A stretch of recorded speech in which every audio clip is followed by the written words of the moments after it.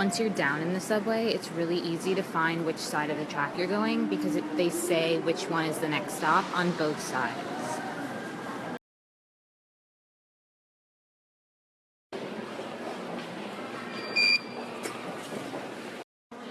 Once you get out of the subway, the stations are massive, so make sure you use one of these signs to get out.